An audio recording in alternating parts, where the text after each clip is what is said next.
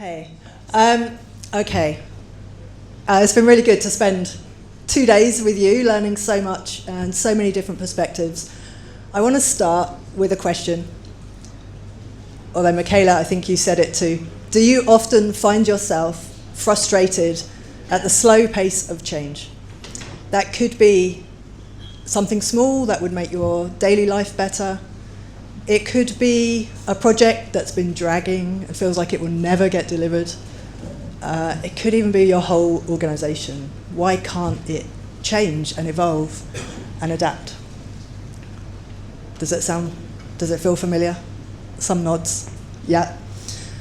Look, anytime it feels hard to get started or change direction, you're experiencing inertia. Inertia, I just want to acknowledge, is a completely natural human response to change. But it's a word we don't often use. It's a science term, right? So why am I speaking to you about it?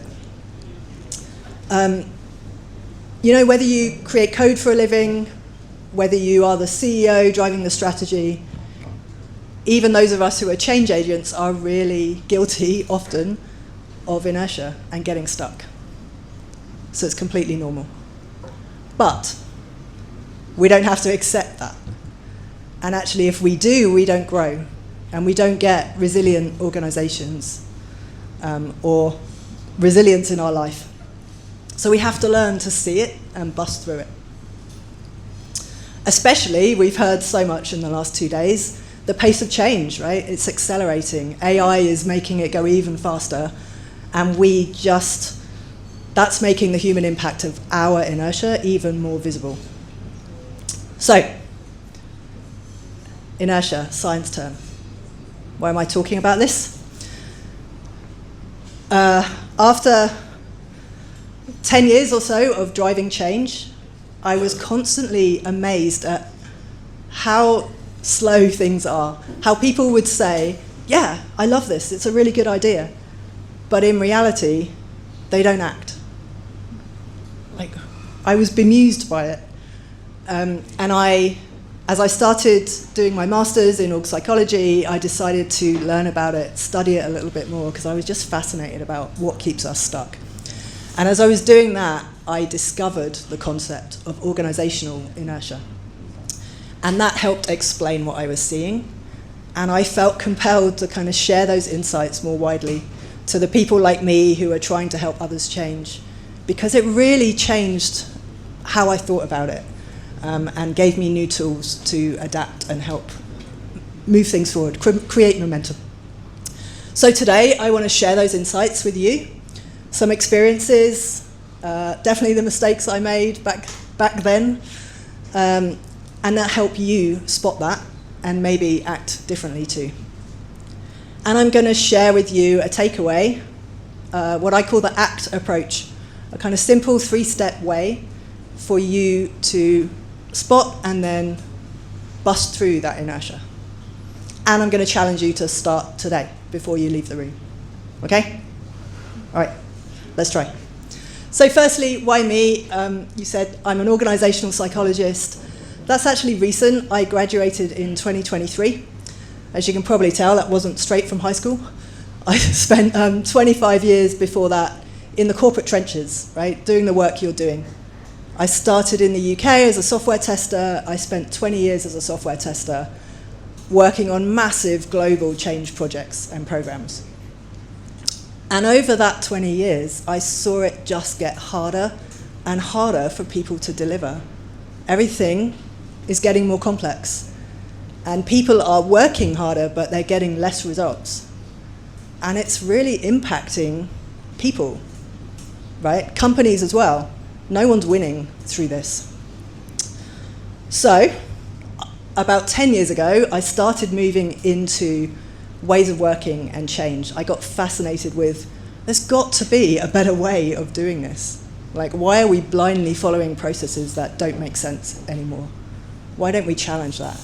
And so I started Agile, design thinking, like lean, learning all these different ways of improving how we work. I then also realized, okay, the processes are good, but people are still not changing and adapting. So maybe it's people and culture and mindset and skills.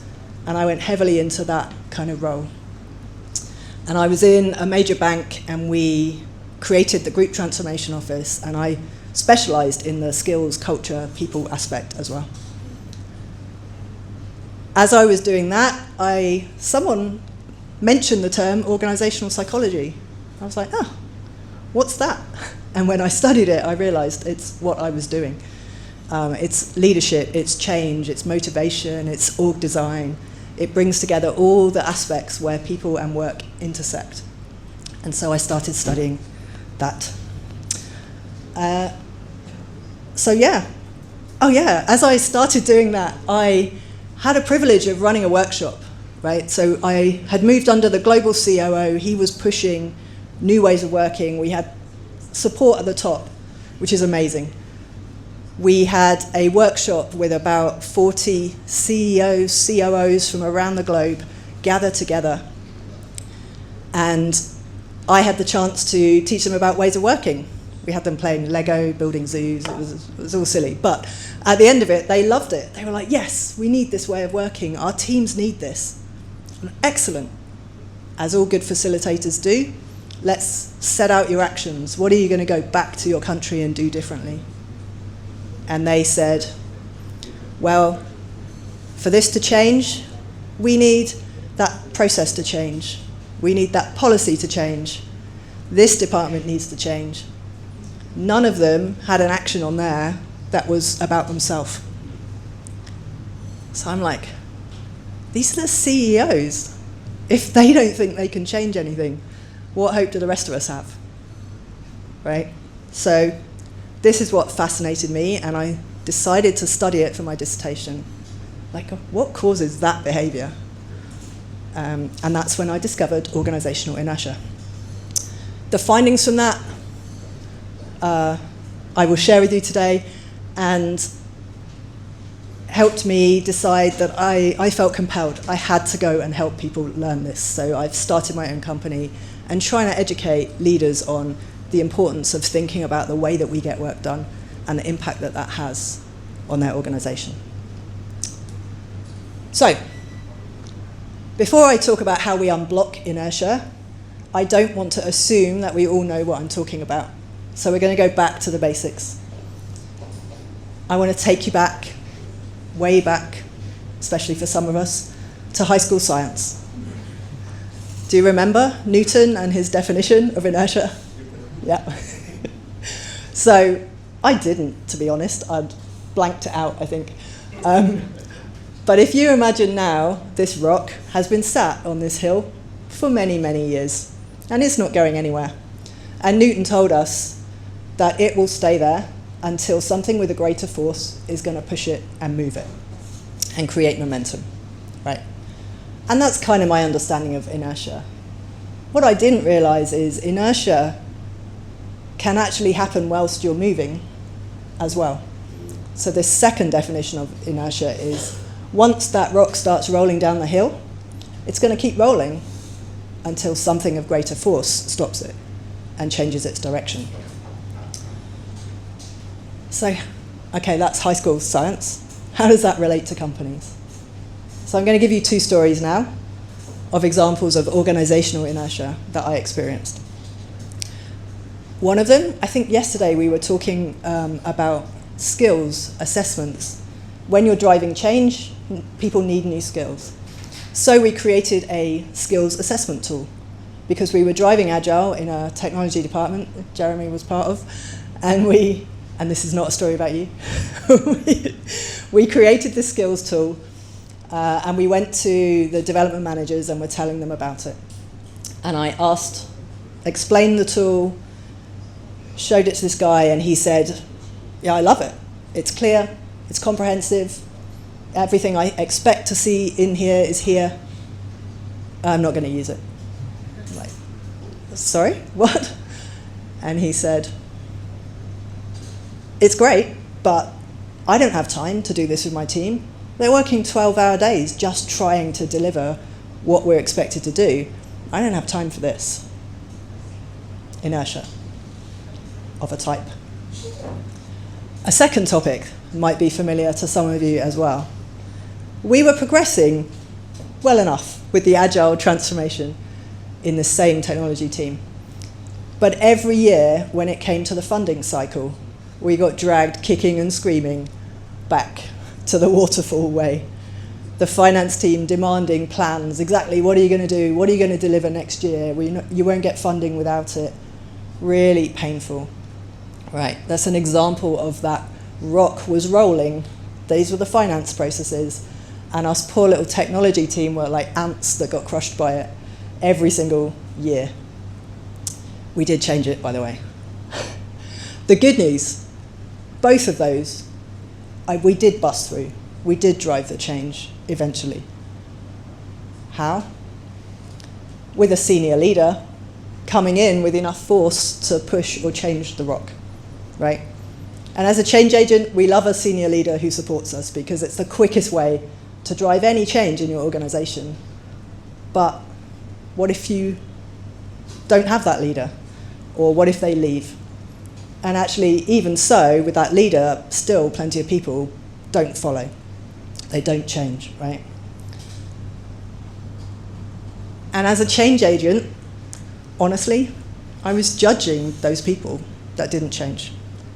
Like, this is good for the organization. Someone's telling us this is important. Why aren't you just getting on with it? And I used to see this as resistance, or we commonly call it they're resisting, right? And I used to hate it. I'd be so frustrated. Until, actually in my studies as well, I read a paper that says resistance is actually power play, it's politics. If you believe someone's resisting, you're assuming you're right and that you have all the knowledge and all the power. So I learned to flip that, and I realized that resistance is actually a superpower because they're giving you a gift of feedback. If they're speaking up and pushing back, they're telling you why this won't work. They're telling you their concerns, and that gives you information so you can do something differently. So, I had to learn it, but I learned to embrace that resistance. But I don't class resistance as inertia because it's visible, you can hear it, you can do something about it. Typically, inertia is a lot more hidden and silent. And then I realized through my studies and my experience that it's doing so much damage in the background that if we can't see it and we can't shift it, our organization has no chance of being resilient and moving forward. So, how can we see that? How can we identify so that we can create momentum? So, how do we see organizational inertia? It typically shows up in bureaucracy, processes, silos. There are reasons, bottlenecks, why we can't get things done. That's a sign that there's inertia happening in your organization. And it matters because it kills improvement. It kills innovation, stops us growing and moving forward. As I was doing my study and discovered org inertia, I found a paper by a gentleman named Gilbert. It was written in 2005, and it was so insightful. He showed me that organizational inertia happens in two ways. It's either routine inertia or resource inertia. And I kind of felt it was too simplistic, so I set out to prove him wrong, but he was right, based on the study that I did. These were the ways it showed up. And so let me give you two more stories that bring this to life. So I'm going to tell you about two leaders who were driving change, and they were actually in the same department. But one of them was driving an internal ways of working change, and the other was driving change across the whole organization from within that department. So the first leader, I caught up with her 6 months in. Hey, how's it going? Anything I can help with? And she was pulling her hair out. Like, I just can't get anything done. We brought the ways of working People were really excited. They knew they were inefficient. They wanted to improve. I had so much buy-in from the teams for what we wanted to do. But I can't get the tooling. We can't get the tools that will make it easier. I can't get funding. We can't give them training. They don't have time. I can't even get my leader to stand up and tell them that it matters. Nothing I can do is moving. So she was experiencing resource inertia. She couldn't get the resources she needed to drive the change, despite it being her job. The other leader had a very different experience, despite both working for the same person. So she was driving a change team who had been really successful at having an impact of change management across the organization. And then it became a regulatory requirement. We've talked a bit over the last few days about the impact of compliance. So she didn't have skills in that area, and her boss said, no problem, I'll give you all the budget you want. We've got to hit this regulatory requirement in the next 12 months. Everything you need is yours. Make it happen. So she was up for the challenge, sure. Her team were up for it. Bless you.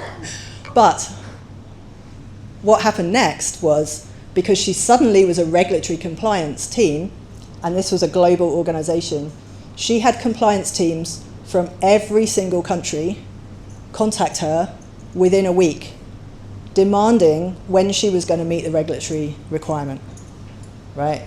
This is our definition of it. This is how we rate you. When are you going to give us your plan? When are you going to be compliant?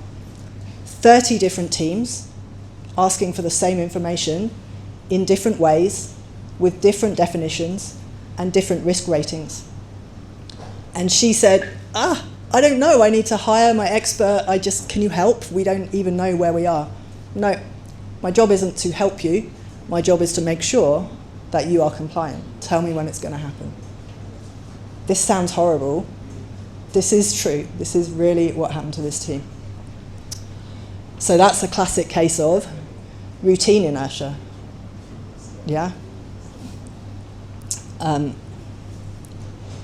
Now, that classification was useful, but the biggest insight I got from Gilbert and his paper on resource organizational inertia was that these two types of inertia act in opposite ways depending on what's causing the change. So if the change is created by a threat, we give it all the resources it needs. But people act in fear. There's a scarcity mindset, and they can't change and adapt their routines. Conversely, the leader who was driving a ways of working opportunity to be more efficient, effective, less frustrated, everybody was happy to try to change their routine, but she couldn't get the resource. No one would. To your point, I think, Alice, this is a proactive approach to improvement, but there's no critical threat, so sorry, you don't get the funding. The funding's going to the regulatory requirement, right? So this insight for me was so powerful to explain what I was seeing in terms of inertia.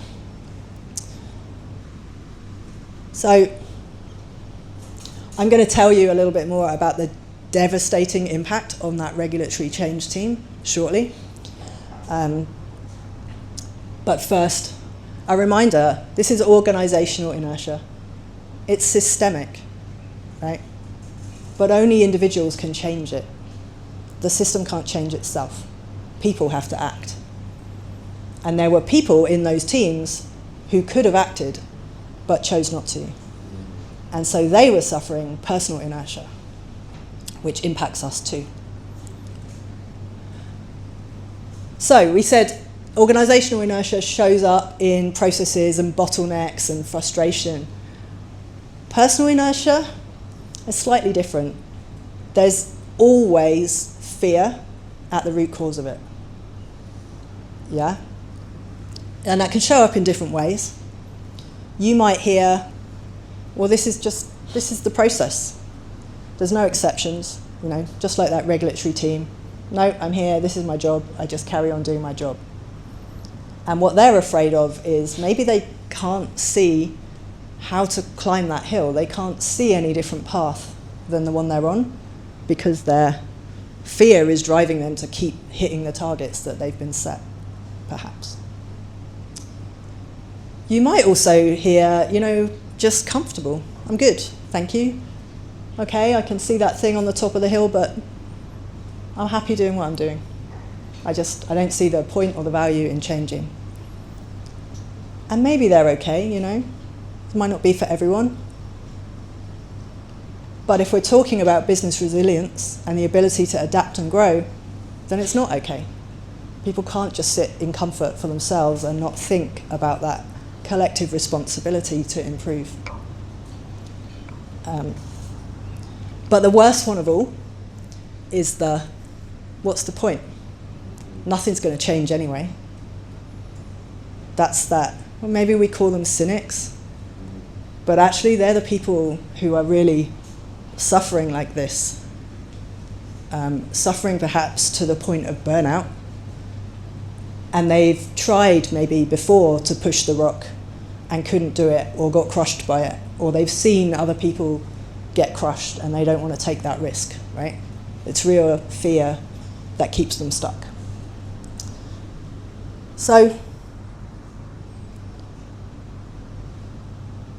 as change agents, which I assume you all here are because you're here, what do we do about that? Sometimes it's really easy to just go, well, that's them, I can't change it, Maybe resilience is about just pushing through anyway and keep going at what we're doing. I don't think that's resilience. I think that's settling. Resilience is about improving, right? Going through challenge and difficult times, but coming out better for it, in a better place than you went in. It's about growth. The really sad thing that happens when we experience personal inertia is that it creates burnout. And my studies made this connection. Organizational inertia triggers personal inertia, and personal inertia can lead to burnout if we don't challenge it and find it and stop it. Why? Because if you think of us like a phone and we have a battery, over time your phone's battery health degrades, right? It holds less and less charge. And we're actually like that too. So we could go to work and work 12-hour days.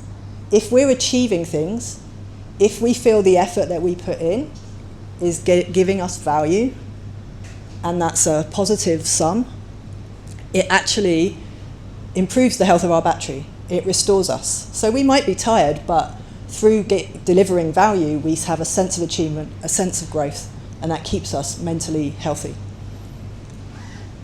But if you go to work every day and you try to change, or you're trying to do something, and you're putting all the effort in, it could be 12 hours, it could only be 2 or 3 hours, honestly, but if you keep putting effort in and get no result, it drains you. And you leave the day feeling less energized than before, and you start the next day with a little bit less energy than you started the day before. And we will go through ups and downs, but if that continues, it pushes you to overwhelm and it pushes you to burnout. Scientifically proven. It's called daily recovery rate as an approach. And that's what happened to this regulatory team. So over 18 months, they still hadn't managed to hit any of their regulatory compliance deadlines, despite working 20-hour days. It was ridiculous. And they were getting hounded from every time zone. Even if they tried to go home and rest, they were getting calls at 10 o'clock at night. They were getting a pile of emails the next morning. It was relentless because it was coming from 30 different departments. There was no coordination. Everything was different, and nothing they did gained traction for them. And so over time, they burnt out. 3 of the team of 10 had actual mental breakdowns that they had to leave the company. It destroyed their career, their families. It's tragic, okay? And I'm sorry, not sorry, for telling you this story, because we've got to hear it, right? We don't talk about it. And the manager tried to ask for help, and no one helped her. Organizational inertia again, right? Fear. I don't know how to handle this, so I'm just going to turn my back, carry on with my job, and pretend it's not happening. We can't let that happen, and that's what drives me to kind of share these insights. So are we doomed? No, I don't think so, right? We can always act and do something about it. So I mentioned I was going to give you a 3-step, easy-to-remember way to beat inertia. I've helped you learn how to spot it. So when you see inertia, is it a routine or is it a resource? What's keeping me stuck here? And then think about, how am I approaching this? Am I approaching it through opportunity? Are we approaching it through threat? Is the theory playing out? And what can I do differently? So why do I think ACT can help? Well, I think if we get to a place where all leaders can do these 3 things, aspire, collaborate, thrive, it's a leader's job to give clarity to their people, right? What really matters? We were talking about it today or yesterday. How do we create a list of the top priorities and make sure everybody understands that? Because then we're not fighting each other, we are clear which one is the trump card. Secondly is collaborate. How do we create an environment where people can actually pull together and work together on hard problems? Create enough force to move that rock. Another learning from my studies was that one of the most effective ways to enable change is to ensure people have social support, right? So they can go to someone if they need to learn, they know where to get that learning from, that it's safe if they are struggling or they want to ask, I don't understand, they have social support to learn, to try new things and move forward, push the rock. And the last point is thriving. That's about growth. It's about growth for companies, it's about growth for people, but not just, growth, but how do we see that? How do we measure it? How do we know we're making progress? Because that's what restores our battery and restores our energy. And how do we do that in small steps so that we're continuously spiraling up and not down because we can't see the value that we're delivering? So, back to our regulatory change team. It did actually, not for everybody, but for the team, it ended on a high note. But only because a new leader came in, not for the team, but the level above. And he asked that manager, what's going on? How can I help? And she told him the horrible experience that was going on.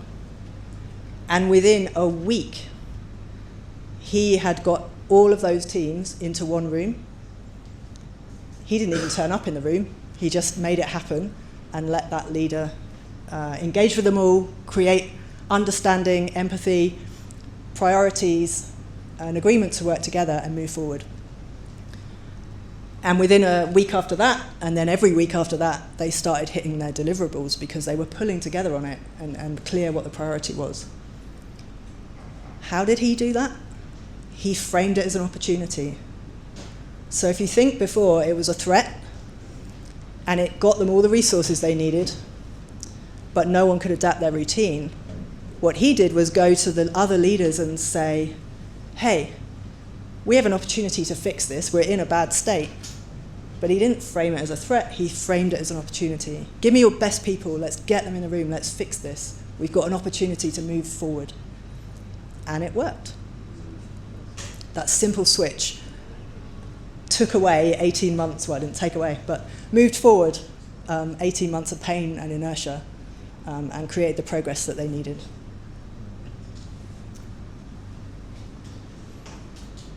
So, I think I've actually raced through this talk way quicker than I expected to, but I want to put this to you. I said at the beginning I was going to challenge you to put this into practice before we leave today. So I want to give you a little bit of space and time to think now. Is there an area of your life where you are experiencing a sense of inertia now? It could be personal, could be at work. I'll just give you a minute. Have a think. What's something that you feel stuck with right now?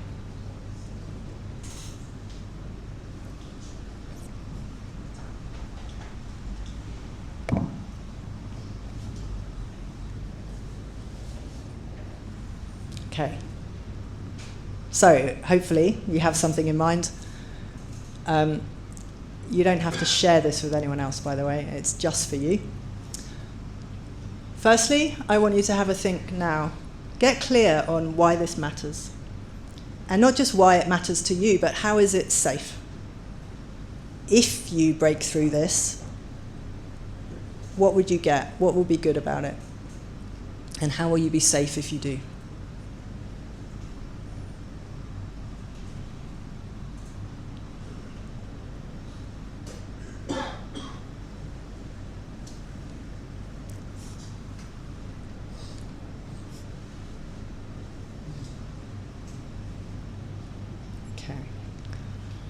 The next step of this is we're never alone.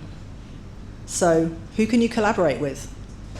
Who is it that you could connect with in the next week that could give you some insight on this, some new perspective, that maybe can take some of that load and help you break through that stuck feeling?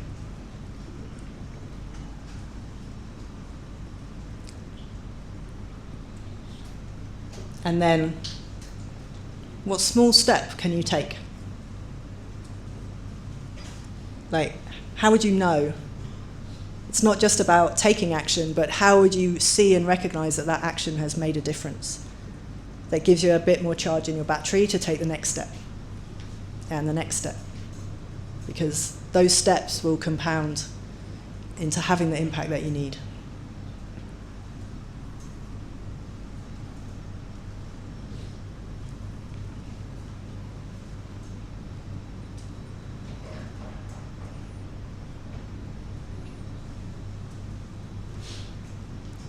Okay. Thank you.